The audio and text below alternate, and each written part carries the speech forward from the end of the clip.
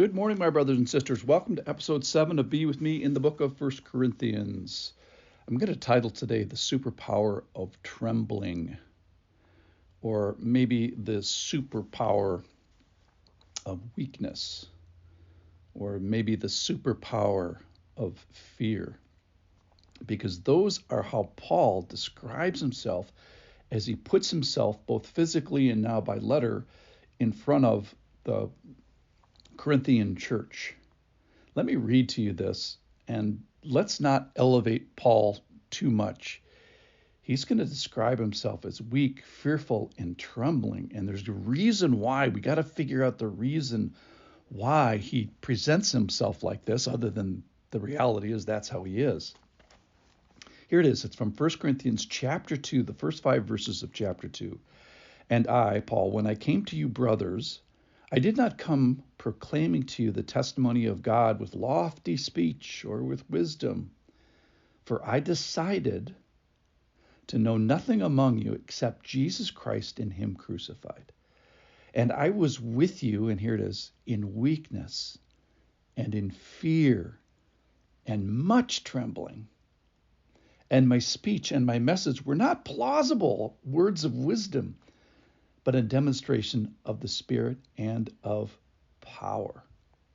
And here's why. That your faith might not rest in the wisdom of men, but in the power of God. So a big theme today is the weakness of women and the weakness of men. And if you feel weak, and if you feel fearful, and if you feel trembling, and maybe without resources in comparison to the tasks that you have, then welcome to this 7 minutes and welcome to the Christian church. Somehow this is a biblical place, and we're going to find out why and how in the next 7 minutes.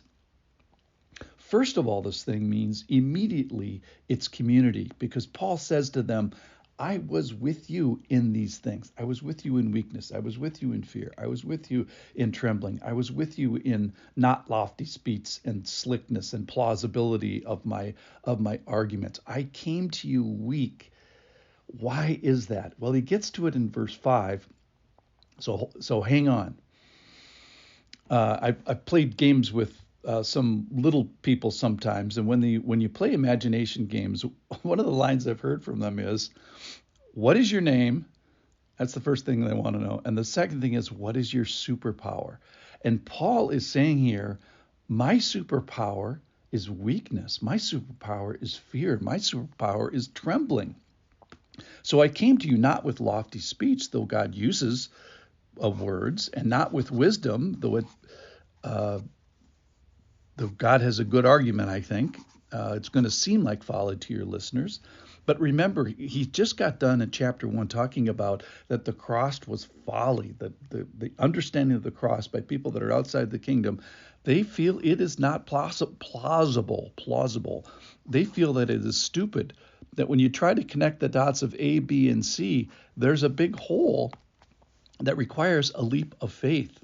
So Paul is saying, he is like emptying himself of all these solid arguments of following him.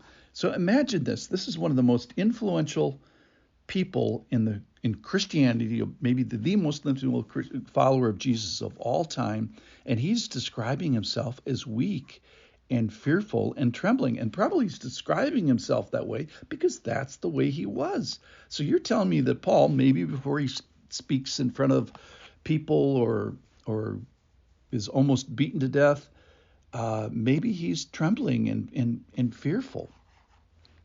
And what he ultimately brings to these people is not his strength and not his fearlessness and not his boldness, but it's the power of God.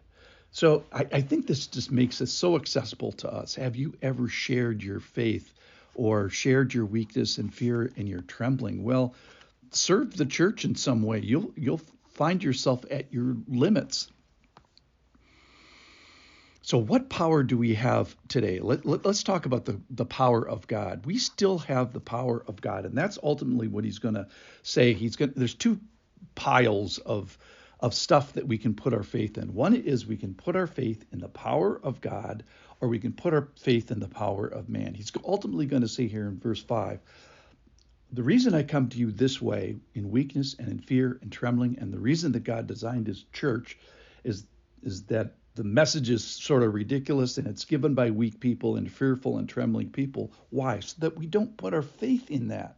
We put our faith in the power of God. So let's talk about the power of God. What power of God do we have today? And let's even compare it with the power of God that he had back then. Well, we still have so many things that demonstrates God's power. Creation, we still have beauty, we still have the gift of work, we still have the gift of creativity, we still have life. Talk to a young mother or a pregnant mother or someone that's just given birth. We still have learning, we still have joy, we still have the gift of marriage.